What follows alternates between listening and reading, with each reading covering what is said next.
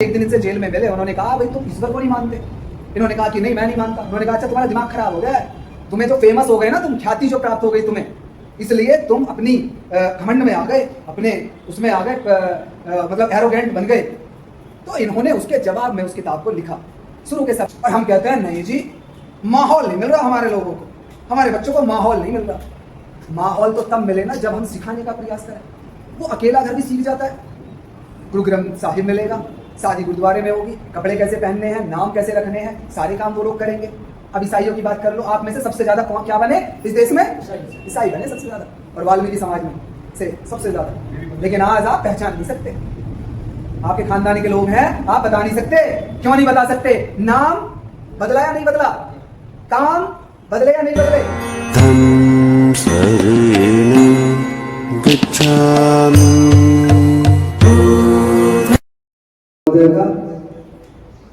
और इस कार्यक्रम के आयोजक, पंचशील टीम को आगे ले जाने वाले सारथी, क्योंकि किसी भी कार्य में अगुवाई करने वाला व्यक्ति होना बहुत जरूरी है, तो उनको सभी को साधुवाद और सर्वप्रथम तथागत बुद्ध को नमन करते हुए बोधिसत्व बाबा साहब डॉक्टर अम्बेडकर जी को नमन, और नमन उन तमाम महामानवों को जिन्होंने अपने ज्ञान से, अपनी वाणी से, अपनी विद्वत्ता से, अपनी करुणा से इस देश नहीं बल्कि संसार का अंधकार दूर करने का प्रयास किया।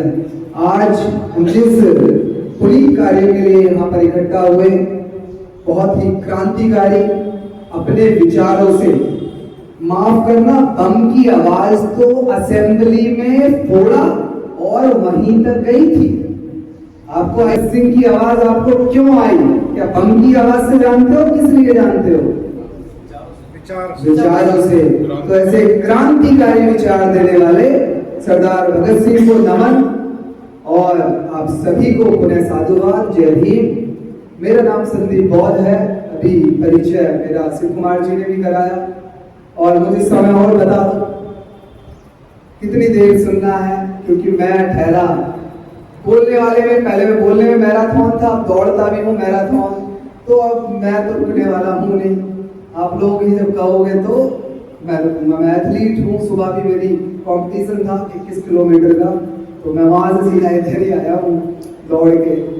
रमेश जी के पास ही रुका हुआ था मैं कल से। हम लोग कार्यक्रम का प्रचार के लिए कल वसुंधरा और गाजियाबाद क्षेत्र में थे, क्योंकि कार्यक्रम होंगे तो विचार, जैसा मैंने शुरू में कहा था, विचारों का आदान प्रदान होना बहुत जरूरी है।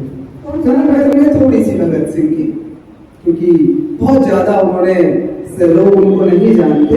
जैसा मैंने बताया कि ज्यादातर क्रांतिकारी जो बम फोड़ा, असल में होता क्या है, इस देश में पूरा एक कंसेप्ट चलता है।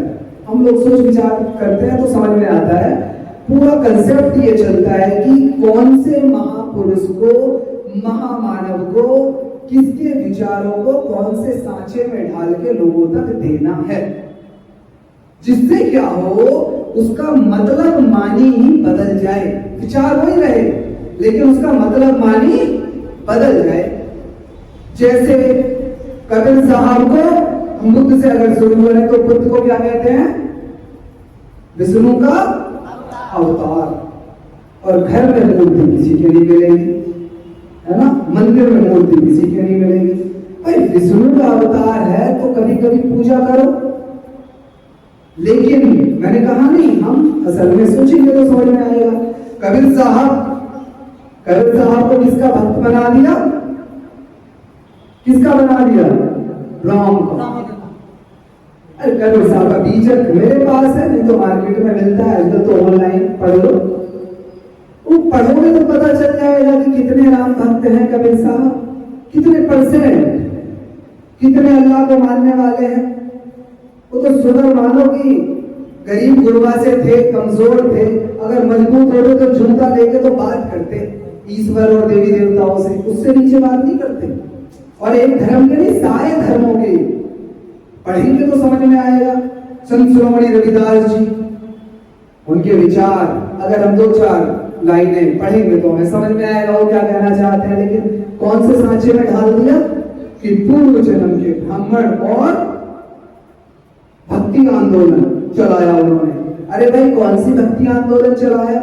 कह तो रहे थे वो बराबरी, सब लोग बराबर रहो, कह तो रहे थे वो जात जात में जात है जो के तन के पार, और रविदास मानस न जुड़ सके जब तक जाति न जात। जब तक जाति नहीं जाएगी मनुष्य नहीं जुड़ सकता। बात तो वो उसकी कर रहे हैं, बात कह रहे हैं कि मन चंगा तो कटौती में दूंगा, अगर मन पवित्र है तो फिर गंगा नहाने की आवश्यकता नहीं है। और क्या बना दिया उनके जो वो होता है जिसमें वो कटा छटा चमड़ा डालते हैं, कटौती, उसमें ही गंगा ले आए। सांचा कि दुनिया में फिलोसफर कहते हैं इस बात को कि मुझे जब से बुद्ध मिले, मैं पहले इतना पढ़ाकू नहीं था, मैं शायद उतनी किताबें पहले पढ़ता तो और बनता, फिर दूसरा था, वो अलग बात है। पहले मैं व्रत रखता था, है ना, उसके इसके कि उसे इतनी भी अकल नहीं थी कि सूरज फल नहीं होता, उसे सटक गया और हम ताली बजा रहे हैं। इतनी अकल नहीं हो, कह रहे ज्ञान गुण सागर, ज्ञान के सागर, और उसे सेब में और सूरज में फर्क नहीं पता। खैर आज उसकी बात भी नहीं कर रहे हम। तो पढ़ने से समझ में आया चीजें कि ये कंसेप्ट चलता कैसा है। तो फिलोसफर कहते हैं कि दुनिया में लोगों ने अपने अधीन लोगों को किया तलवार के बल पे, चाहे वो इस्लाम हो चाहे वो ईसाईयत हो, ज्यादा मुख्य रूप से दुनिया में ये धर्म दो चले हैं।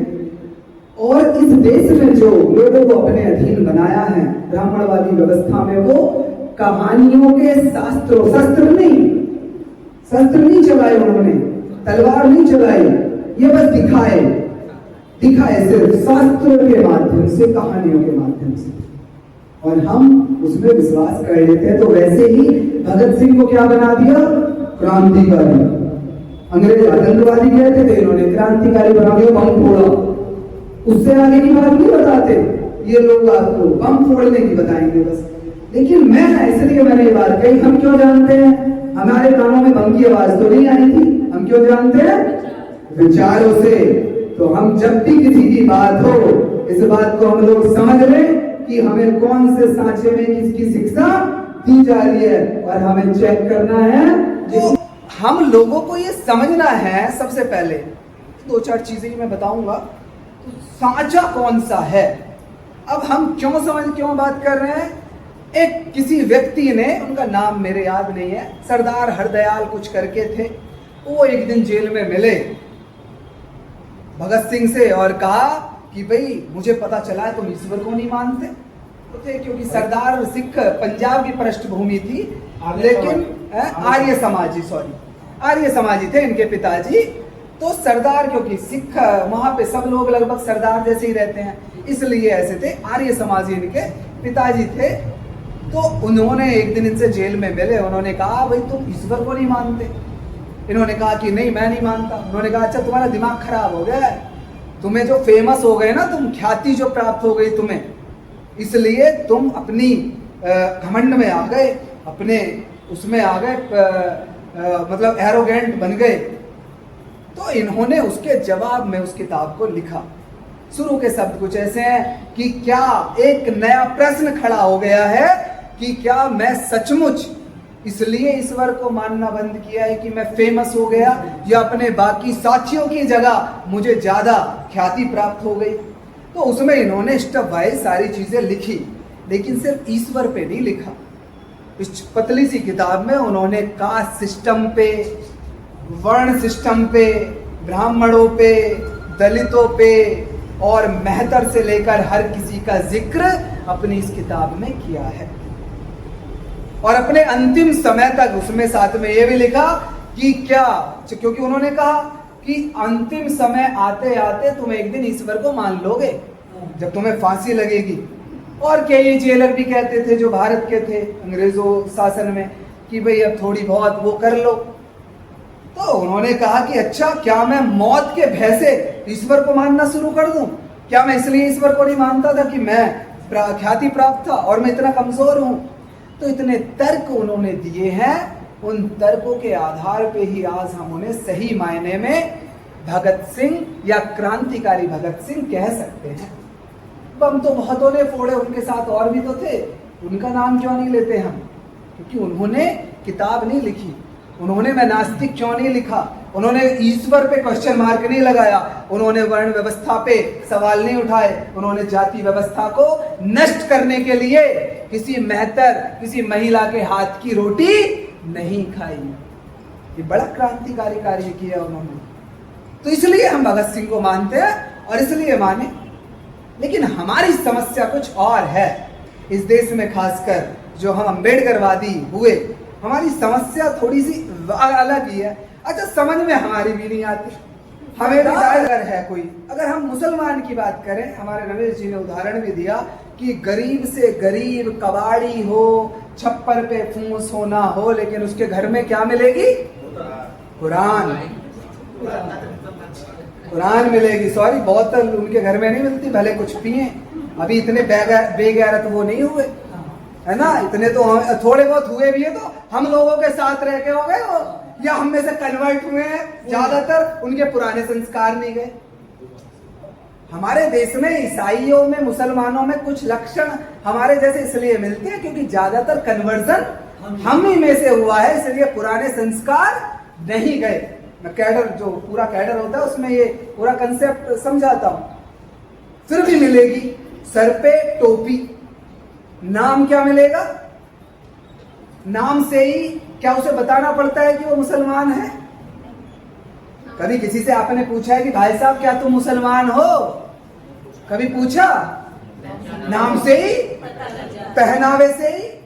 और मैं यहां तक कहता हूं, क्योंकि मैं तो नोटिस करता हूं, किसी गरीब से गरीब महिला या किसी गरीब से गरीब व्यक्ति के घर में जाना, भाई साहब बर्तन भी अलग मिले, आपके जैसे बर्तन भी ना मिले उनके घर में। चीनी के मिलेंगे, डिजाइन अलग मिलेगा, स्टील के भी मिलेंगे, तो भगोने भी मिलेंगे, तो अलग ही मिलेंगे। नहीं तो जाके चेक कर लेना।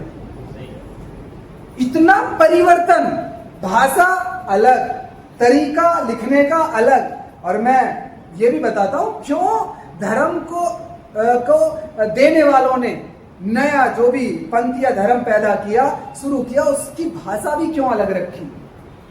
वो बड़े समझदार रहे हैं, ऐसा नहीं है। भविष्यवक्ता, उसमें बाइबल में ऐसे लोगों को कहते हैं भविष्यवक्ता, जो भविष्य के हिसाब से शिक्षा देके जाए।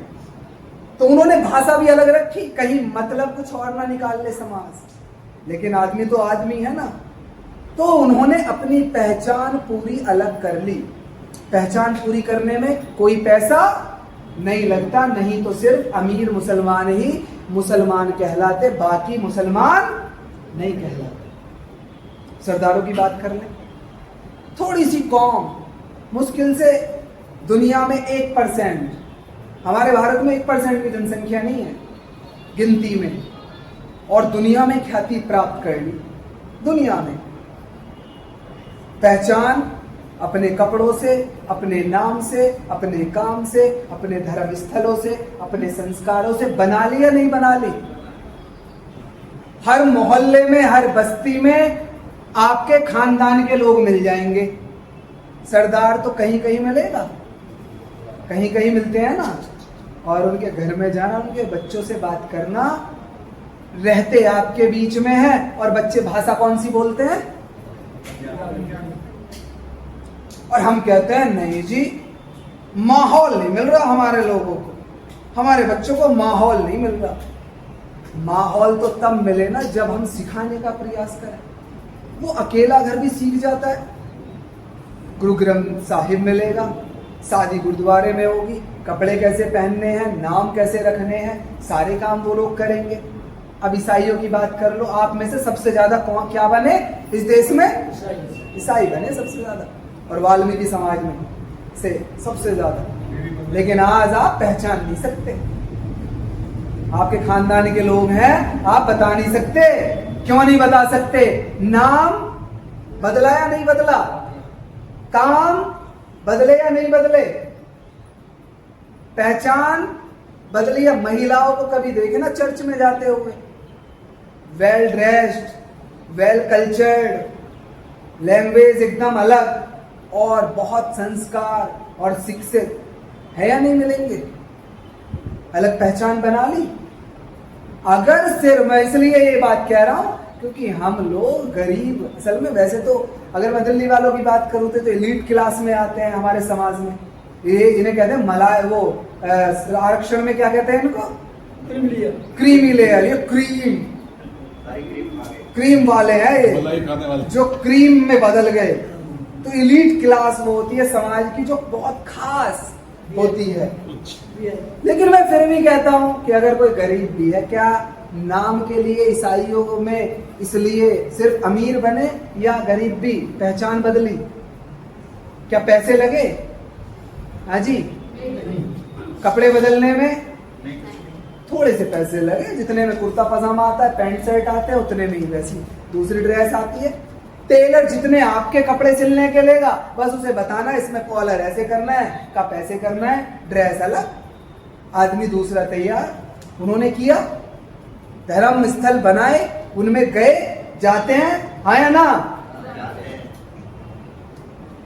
उसके बाद और किसकी बात करें? हिंदुओं की बात कर लेते हैं, सनातन पुरातन।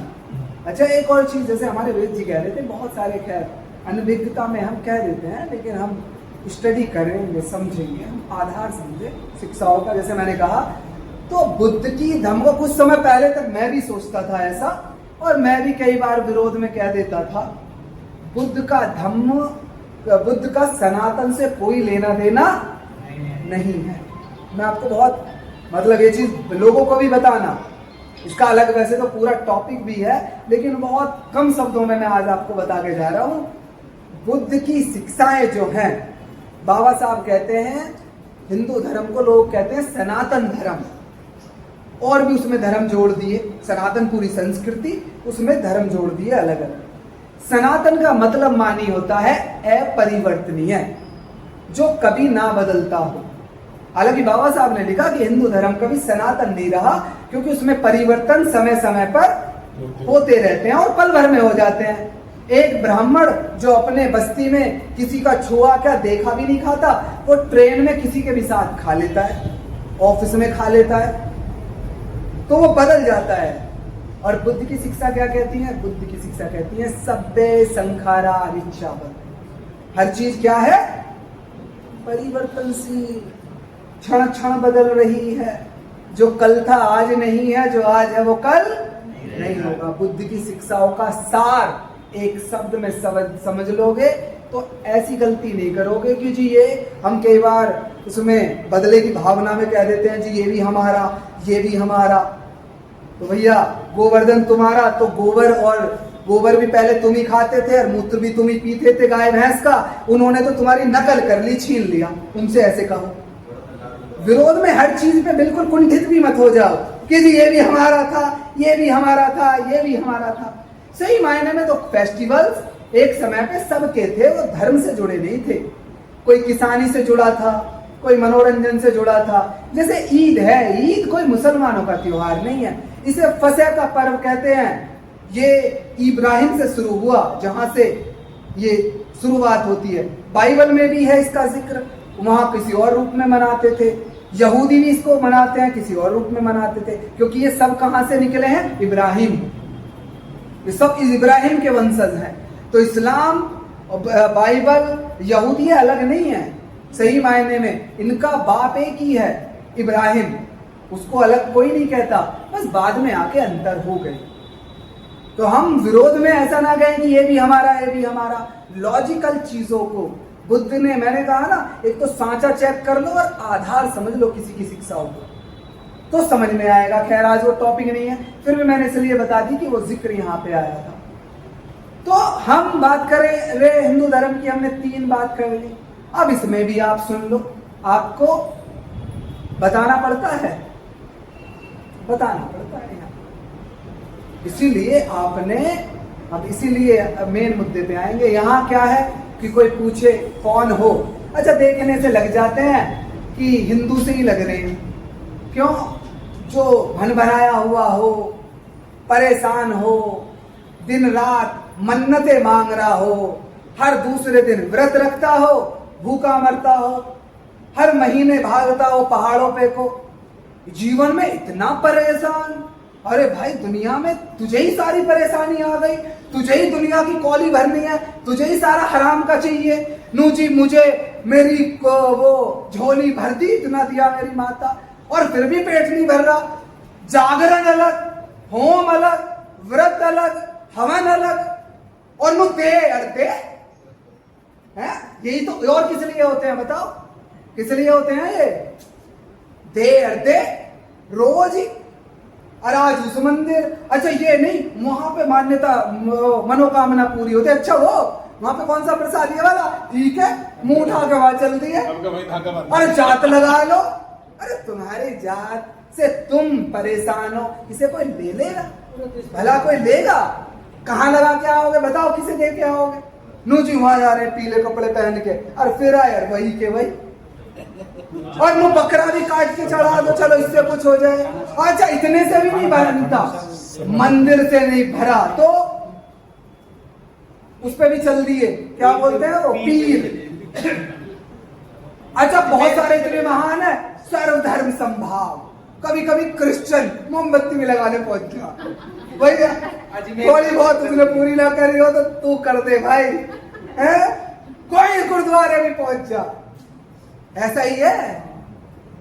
अच्छा इतने से भी नहीं आ रहा, इतने से भी नहीं आ रहा। वो बंगाली बाबा छोटे छोटे वो बांटते फिरते हैं बसों में, 11 घंटों में समाधान, सौतन से छुटकारा।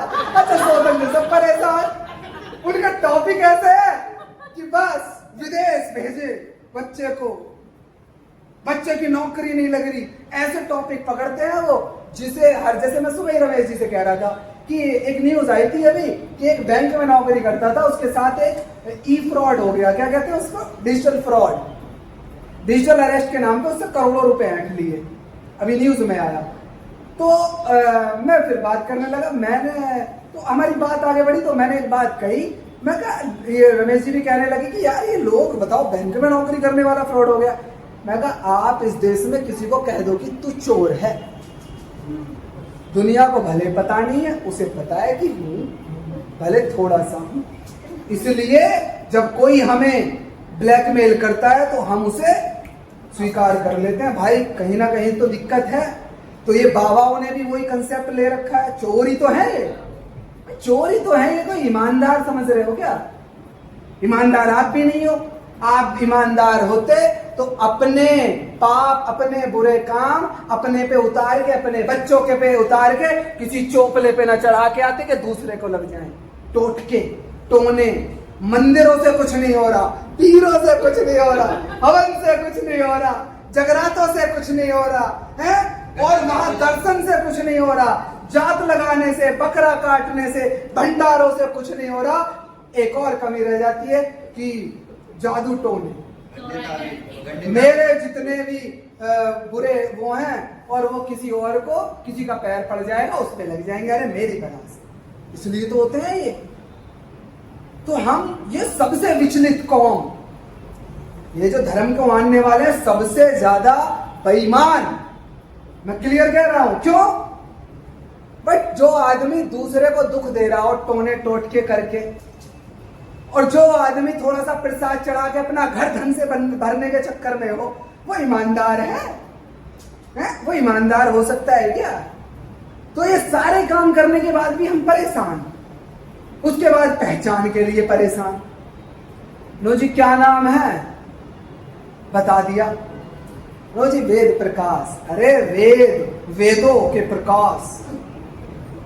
अब दर्द तो पेट में हो जाता है, खासकर जो अप्रकाश से है, सो कोल अप्रकाश है ना, क्योंकि वही कह रहे हैं हम ऊंचे हैं, और हम भी कह रहे हैं उन्हें ऊंचा, हम खुद को क्या कहते हैं, नीचा, खुद ही कह रहे हैं। किसी ने ये नहीं कहा भाई तू कैसे कह रहा है मुझे, क्यों? हमारी भी गलती नहीं है। जिस धर्म में हम विश्वास करेंगे उसकी बात तो माननी पड़ेगी ना। जैसे इस्लाम में मुसलमान मान रहे हैं, सरदार गुरु ग्रंथ साहिब में मान रहे हैं, तो हम उनके ग्रंथों में मानेंगे, शास्त्रों में मानेंगे, यही तो लिखा हुआ है, तो हम ईमानदार हैं। तो फिर टाइटल, अच्छा आजकल चला है, दिल्ली वालों ने चलाया ये, जात नहीं पूछते, क्योंकि SC एक्ट बाबा साहब डॉक्टर अंबेडकर कानून बना के चले गए ऐसे कि यार जात पूछ ली तो भी कानून लग जाएगा। तो पूछते हैं भाई साहब टाइटल क्या है?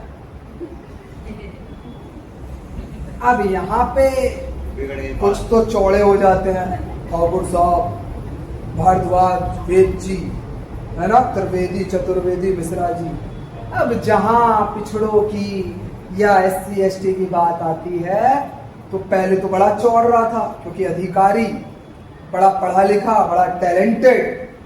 अब प्रैक्टिस तो है नहीं बाबा साहब डॉक्टर अम्बेडकर को, वो तो पढ़ा नहीं कि सामना कर ले, जवाब दे ले, है ना। सुसाइड कर रहे हैं हमारे युवा, हमारी युवतियां IITs में जाके। अबे तुमने IIT पास किस बुद्धि से कर ली है? सुसाइड कर रहे हो तुम, क्यों समाज पे और कलंक बढ़ा रहे हो? समाज पे कलंक बढ़ा रहे हैं क्यों?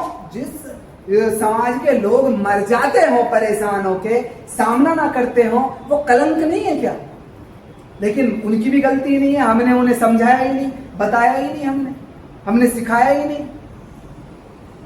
अब पूरा अंदर से पानी पानी हो जाते हैं। अब क्या बताएं? तो हमने जुगाड़ खोजे, किसी ने कुछ सरनेम लगा लिया, किसी ने कुछ लगा लिया। अच्छा, कुछ अजीबोगरीबी लगा लेते हैं, वो सामने वाला फिर भी परेशान रहता है कि यार क्या। तो यहां हमारी पहचान ही क्लियर नहीं। तो जब अब आते हैं मेन टॉपिक पे, हम मुस्लिम बने तो हमारी पहचान क्लियर हो गई। हम में से बने बहुत सारे, इस बात को मान लेना। जब यहां परेशान थे बहुत ज्यादा, इस्लाम इस देश में आया तो बहुत सारे लोग कन्वर्ट हुए। क्रिश्चियनिटी आई, उन्होंने कहा अरे हम तुम्हें पढ़ाएंगे। वो बेचारे इस मामले में समझदार हैं, उन्होंने तुम्हें कम से कम पढ़ाने के नाम पे बनाया। हालांकि शिक्षा कैसी है क्या है वो अलग चीज है। उसके बाद सरदार बने, आप में से ही बने बहुत सारे, वहां भी हमारी पहचान क्लियर हुई, क्योंकि हमने वहां पे अपने संस्कार परिवर्तित कर लिए पूरी तरह से। थोड़े बहुत बचे।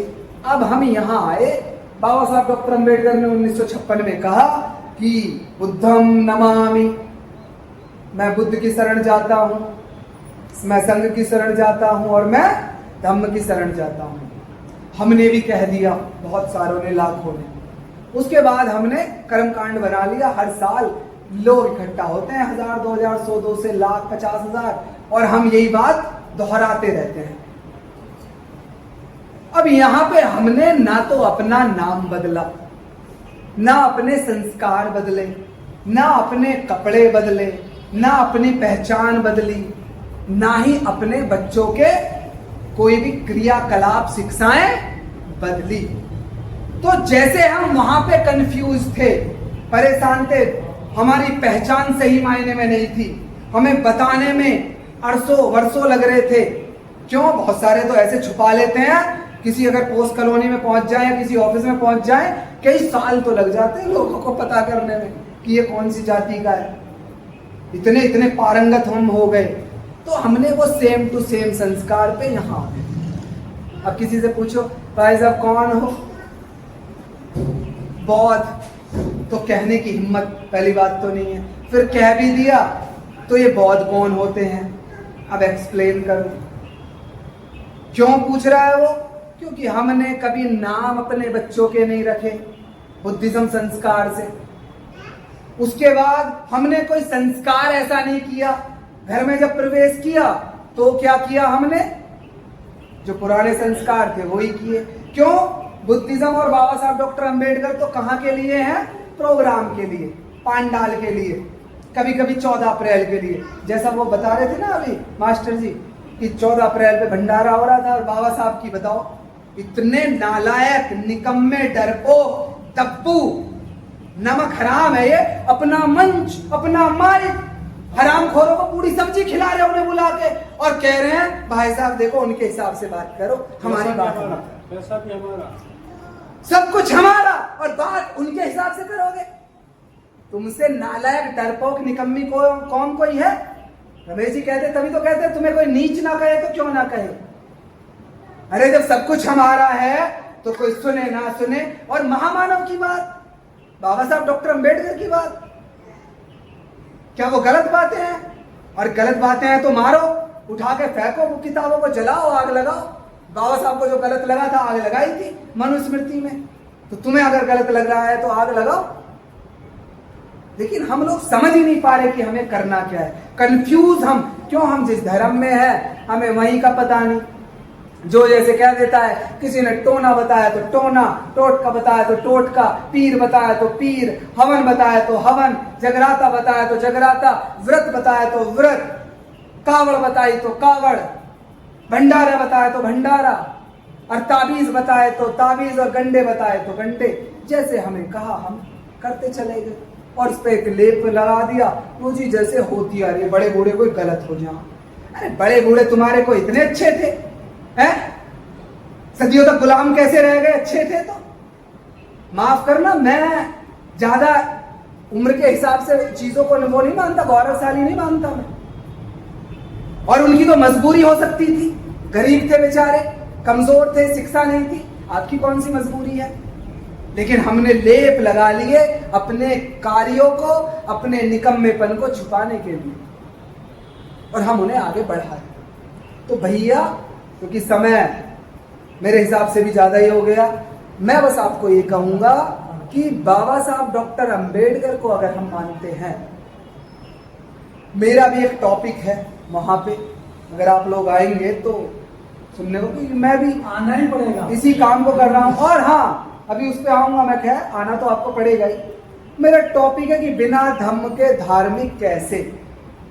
अब उसके दो मतलब है। धार्मिक कैसे मतलब हम कैसे धार्मिक हैं, कैसे, what kind of religious we are, और दूसरा कैसे, व्हाट, हाउ, कैसे हैं धार्मिक, कैसे हो सकते हैं धार्मिक। तो उसको समझेंगे हम तभी, क्योंकि मैं तो सिर्फ धर्म की बात करने वाला आदमी हूं।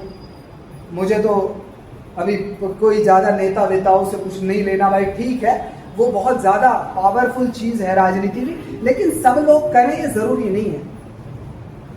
तो आप लोग अपनी पहचान का कोई पैसा नहीं लगता, कोई सर्टिफिकेट में बदलवाने की जरूरत नहीं है। मेरा नाम संदीप बौद्ध नहीं है सर्टिफिकेट में, लेकिन अभी पीछे प्रोग्राम था यहाँ हमारा, मेरे ऑफिस का बंदा भी आया था। मेरे ऑफिस में जाके पूछना, साइबर सिटी में है वीवो का ऑफिस, उससे पहले मेरा नोएडा में ऑफिस था कॉर्पोरेट, उससे पहले इरिक्सन में जाके पूछ लेना, एमएनसी है इरिक्सन, उसमें पूछ लेना कि संदीप बौद्ध कौन था आपके ऑफिस में। कागजों में नहीं है मेरे, लेकिन सबको पता है। कोई पैसा नहीं लगा, बस क्या लगा, हिम्मत और महापुरुषों की जो सीखा शिक्षाएं, थोड़ी शर्म लिहाज अपनी कि हमारा भी कुछ, हम भी कुछ पहचान रखते हैं। तो भैया अपने बच्चों के नाम, काम, इस पे कभी और बात करेंगे कि बहुत सारे लोग कहते हैं ना जी नाम में क्या रखा, तो किसी ने आज तक अपना नाम, तो कौन था वो आतंकवादी जिसने लादेन क्यों नहीं रखा, खान क्यों नहीं रखते तुम, डिसूजा क्यों नहीं रखते तुम, नाम में कुछ नहीं रखा तो ये इसी धर्म के नामों को क्यों लपेटते हो, कुमार कुमारी क्यों रखते हो, रखो ना। को बहुत सारे कपड़े में क्या रखा है, हमें भी पता है कपड़े में कुछ ना रखा, तो फिर वकील वकील के कपड़े क्यों पहनता है, डॉक्टर डॉक्टर के क्यों पहनता है। और तुम भी बुर्का पहन के दिखाओ कभी, जो महिलाएं कहती हैं अगर कपड़े में कुछ नहीं रखा तो कभी पहन के निकलो, कपड़े में कुछ नहीं रखा। और तुम भी कभी टोपी लगा के निकलो, सब रखा है, हर चीज का महत्व है, छोटी छोटी चीजों का महत्व है। इस पे कभी बात करेंगे, कभी और कैडर या मीटिंग होगी तो आज के लिए बस इतना ही है। हम लोग अपनी पहचान, अपनी नाम, अपनी सारी चीजें समझे, और महापुरुष जो हैं हमारे वो दोगले नहीं थे, तो हम उन्हें दोगले ना बने कि हम बात कर रहे हैं भगत सिंह की बात कर रहे हैं, बाबा साहब की बात कर रहे हैं, बुद्ध की, और घर जाके हम ठीक है वो तो बुद्ध विहार तक ही तो थे, वो तो पंडाल तक ही तो थे, वो तो 14 अप्रैल के लिए ही तो है। और बाबा साहब कोई नेता नहीं है, बड़े धार्मिक व्यक्ति, धर्म गुरु। ये भी पूरा एक, इस पे भी कभी चर्चा करेंगे, हमारी भी रिसर्च होती रहती है, ऐसा नहीं है। तो अब आते हैं आज जिसके लिए हम आए, क्योंकि इससे अलग हमें टाइम दे दिया हमारे संचालक महोदय ने, उसके लिए धन्यवाद, साधुवाद। हम तो घूमते रहे कि कोई सुनने के लिए बैठे बस, फिर भाग के दिखा दो, भागोगे तो हम पहचान लेंगे, अच्छा हम उसे अगली बार को नमक हराम बोलेंगे और डर के मारे जाते भी नहीं बेचारे, यार पहले ही नमक हराम कह रहे हैं, चले गए तो और ये अगली बार को पता नहीं क्या बोल रहे हैं। रमेश जी कंपेयर भी किससे कर रहे हैं, बताओ। तो ये टॉपिक और बातें अटपटी इसलिए भी हैं कि आप थोड़ा सा इन्हें हल्के में लें, क्योंकि समस्या तो बहुत गंभीर है, समस्या तो बहुत ज्यादा, बीमारी ऐसे मानो कैंसर, लेकिन फिर भी दवाई खिलानी है तो थोड़ी थोड़ी हंसी मजाक और इस तरह के चीजें, कहानी और किस्सों के माध्यम से हमारे रमेश जी सिखाते हैं, बताते हैं। हम भी कोशिश करते हैं कि भाई थोड़ा सा लाइटली आपको बताया जाए, ज़्यादा किताबी चीज़ें ना बताई जाएं। तो 12 अक्टूबर को ये हमने कार्यक्रम सिर्फ इसलिए रखा है, बौद्ध सम्मेलन, एक विचार गोष्ठी, प्रयास ये है दिल्ली में रखने का। हम तो वैसे यूपी वाले हैं कि पहली बात तो मूवमेंट का हमारा कोई कार्य क्षेत्र नहीं है। हम यहाँ रहे थे, मैं यहाँ रहा, तभी आप लोगों से परिचय हुआ, है ना। शिव कुमार जी से मिलाने वाले आज बहुत दिन में शकल दिखाई है इन्होंने हमें, नेताजी हमारे दीपक। कई बार गलत लोग भी अच्छे काम कर जाएंगे। नेता तो उन्हें मुझे खुश नहीं करना, वोट नहीं लेना, इन्होंने शकल आज दिखाई है कई साल में, लेकिन ये एक काम कर गए, इसलिए आज भी ये साधुवाद के पात्र हैं। हमें एक ऐसे परिवार से मिला के गए जिन्होंने बहुत सारे तो परिवारों से मिलाया। और मिशन मूवमेंट से इत्र भी अगर हम बात करें व्यक्तिगत भी, तो हमें कभी ऐसा अपने परिवार रिश्तेदार में भी नहीं लगता, अगर मैं अपनी बात करूं, जैसा हमें शिव कुमार जी के घर या हमारी आशा भाभी के घर, क्योंकि घर दोनों का है ना, लगता है। जब चाहे आओ, जैसे चाहो रहो, जहां चाहे जो चाहे मन करे खाओ, बता दो, सब चीज पहले से तैयार। अच्छा, ऐसा भी नहीं है कि अकेले आओगे तो मिलेगा, तुम 10 को ले आओ तो भी उतनी प्रेम से खिलाएंगी हमारी भाभी, तुम 20 को ले आओ तो भी उतने ही प्रेम और निष्ठा से खिलाती हैं। घर पे बैठो और उससे मिलाते, उससे इत्र हमारी दूसरी भाभी बैठी है, हमारे प्रवीण भाई हैं, हमारे वेद प्रकाश जी हैं, और कई लोग नहीं आए, और आप सब से भी हमें वही प्यार मिलता है, ऐसा नहीं है।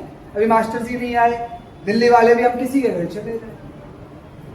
तो ये इसलिए कि हम मूवमेंट का काम कर रहे हैं। तो दिल्ली में रखने का मकसद ये है, आप लोग इस देश को दिशा देने वाले इलीट क्लास हो।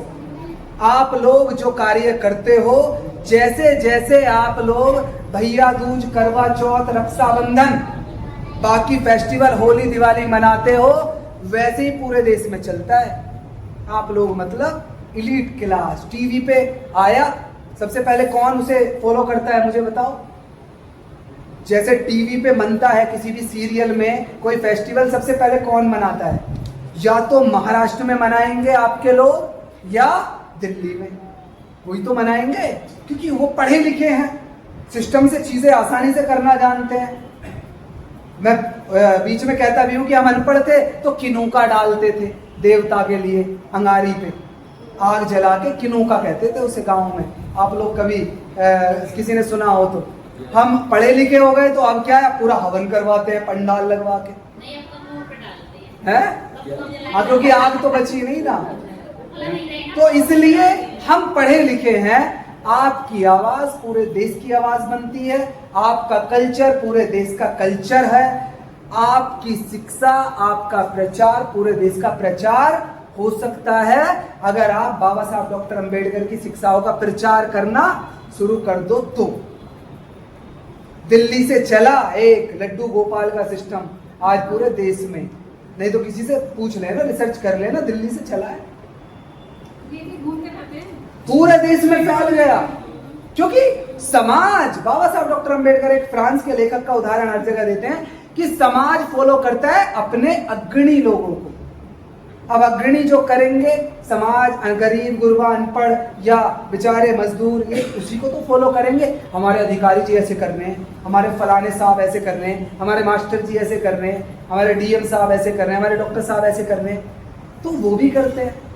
तो आप लोगों की जिम्मेदारी है, ये प्रोग्राम आप लोगों के लिए ऊपर हुआ है, इसमें नाम भी ज्यादा दिल्ली वालों के हैं, तो आप लोगों को आना भी है, आप लोगों को लोगों को भी लाना है, और आप लोगों को ही सहयोग करके इस कार्यक्रम के लिए, कार्यक्रम का, क्योंकि वहां पे भैया पूरी सब्जी का हमने बुक कर दिया है, पैसे दोगे आप लोग? हम पैसे भी दें, हम किराया लगा रहे हैं, वो कम है ना, तो इंतजाम हम कर रहे हैं, बाकी भैया पेमेंट आप लोग आके कर देना। तो कहने का मतलब ये है मेरे साथियों, आप लोग मेरे परिवार के हो, एक बात कह के मैं बात खत्म करूंगा। हमने बच्चों को डॉक्टर बनाने के लिए कहाँ भेजा?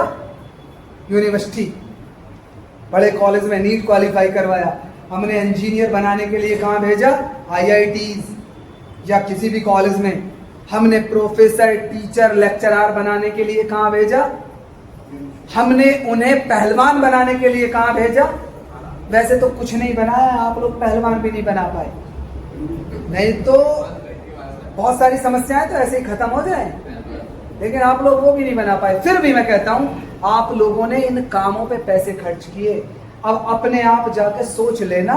मेरी बात यही खत्म होती है, पूछना ठंडे दिमाग से खुद से ही कि हमने अम्बेडकरवादी बनाने के लिए क्या पैसे खर्च किए और कहां अपने बच्चे को आज तक,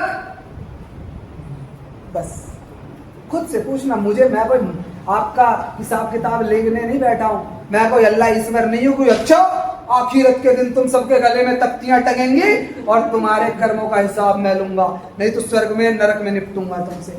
मैं कोई वो थोड़ी हूं, मैं तो उससे बड़े काम करता हूँ। ये लल्लू कल्लू के काम है, मुंशियों के काम है हिसाब रखना। मैं मुंशी नहीं हूं, मैं तो उससे बड़ा हूँ, इस मामले में मैं हिसाब नहीं रखता। तो आप लोगों ने मुझे बहुत प्यार से सुना, उन्हें आप लोगों से रिक्वेस्ट है ये सब आप लेके जाना, मोबाइल से, व्हाट्सएप से, जैसे आप चाहो लोगों में प्रचार करना इसका, और आप लोग जरूर आना। आप लोग यकीन मानिए आएंगे, आपको वहां से कुछ ना कुछ मिलेगा ऐसा जिससे आपके जीवन में परिवर्तन हो, आपके जीवन में, आपके बच्चों के, आपके आने वाली पीढ़ियों के जीवन में रोशनी आए। धन्यवाद, मेरा प्यार से आप सभी को साधुवाद। जय भीम, नमः।